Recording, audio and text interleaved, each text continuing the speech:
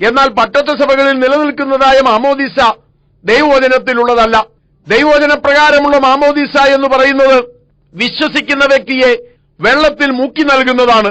സ്നാനം നൽകുന്നതിന് മുൻപായി സ്നാനപ്പെടാനുള്ള വ്യക്തിയോട് നീ വിശ്വസിക്കുന്നോ എന്ന് ചോദിക്കേണ്ടത് ആവശ്യമാണ്. കർത്താവായ യേശുവിനെ രക്ഷിതാവായി സ്വീകരിച്ചിരിക്കുന്നു, അല്ലെങ്കിൽ കർത്താവായ യേശുവിൽ വിശ്വസിക്കുന്നു എന്ന് പറയുന്ന വ്യക്തിയെ പിതാവിന്റെയും പുത്രന്റെയും പരിശുദ്ധാത്മാവിന്റെയും നാമത്തിൽ വെള്ളത്തിൽ മുക്കി മാമോദീസ നൽകേണ്ടതാണ്. അങ്ങനെ നൽകുന്നതായ സ്നാനം മാമോദീസ ദൈവഹിതപ്രകാരം ദൈവവചനപ്രകാരമുള്ളതാണ്. അത് രക്ഷയ്ക്കായിട്ടല്ല, രക്ഷിക്കപ്പെട്ടവർക്ക് വേണ്ടിയുള്ളതാണ്. അതേപ്പറ്റി നാം ഒന്നാമത്തെ സീഡിയിൽ പഠിച്ചു കഴിഞ്ഞതാണ്. സ്നാനമെന്നല്ല ഒരു കർമ്മവും രക്ഷയ്ക്ക് ആധാരമല്ല.